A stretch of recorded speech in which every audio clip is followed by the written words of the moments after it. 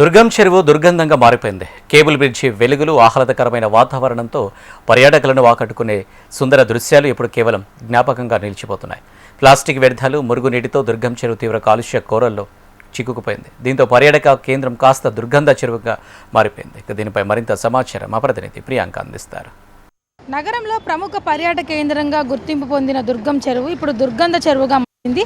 చుట్టుపక్కల పరిసరాలను కూడా చెత్తాచెదారం, ప్లాస్టిక్ బాటిళ్లు, మందు బాటిల్తో నిండిపోయి కూడా తీవ్రమైన దుర్గంధం అయితే వెదజల్లుతుంది. ఒకప్పుడు ఆహ్లాదకరమైన వాతావరణం, కేబుల్ బ్రిడ్జి వెలుగులతో కూడా పర్యాటకులను విశేషంగా ఆకట్టుకున్న ఈ తటాకం ఇప్పుడు మురుగునీరుతో నిండిపోయి కూడా కాలుష్య కసారంగా మారిపోయింది. గత కొన్ని రోజులుగా ఇక్కడ నుంచి వస్తున్న తీవ్ర దుర్వాసనతో పర్యాటకులు, పరిసర ప్రాంత ప్రజలు కూడా తీవ్ర ఇబ్బందులు అయితే పడుతున్నారు. పర్యాటకుల కోసం ఏర్పాటు చేసిన బోటింగ్ పాయింట్ ప్రాంతం అంతా కూడా ప్లాస్టిక్ సంచులు, సీసాలు, ఇతర వ్యర్థాలతో నిండిపోయింది. దీనివల్ల ఇక్కడికి వచ్చే పర్యాటకుల సంఖ్య కూడా క్రమంగా తగ్గుతుంది. పరిసర ప్రాంతాల నుండి శుద్ధి చేయని మురుగునీరు నేరుగా వచ్చి చెరువులకు చేరడం వల్ల నీరంతా రసాయన మిశ్రమంగా మారుతుంది. ఇటీవల కురిసిన వర్షాలకి కూడా భారీగా మురుగునీరంతా కూడా ఈ నీటిలోకి అయితే వచ్చి చేరింది. ఒకవైపు మురుగు శుద్ధి ప్లాంట్లు ఉన్నప్పటికీ కూడా అవి పూర్తి స్థాయిలో పనిచేయకపోవడంతో చెరువులో ఆక్సిజన్ స్థాయిలు కూడా పడిపోతున్నాయి. ఫలితంగా ఇక్కడున్న చేపలు, ఇతర జలచరాలన్నీ కూడా మృత్యువాత పడుతున్నాయి. గతంలో కూడా ఇటువంటి ఘటనలు అయితే ఎన్నో జరిగాయి.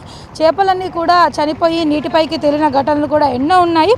దుర్వాసన, కలుషిత నీటి కారణంగా కూడా పరిసర ప్రాంతాల్లోని భూగర్భ జలాలు కూడా కలుషితం అవుతున్నాయని, దీనివల్ల వ్యాధుల ప్రమాదం కూడా ఉందని స్థానికులు అయితే భయాందోళన వ్యక్తం చేస్తున్నారు. అయితే వెంటనే దుర్వాసనను అరికట్టేందుకు చర్యలు చేపట్టాలని కూడా వారైతే కోరుతున్నారు. దుర్గం చెరువు సంరక్షణ బాధ్యతను హైడ్రా తీసుకుందని గతంలో అధికారులు ప్రకటించినప్పటికీ క్షేత్రస్థాయిలో ఎటువంటి మార్పు అయితే కనిపించడం లేదని విమర్శలు కూడా వినిపిస్తున్నాయి.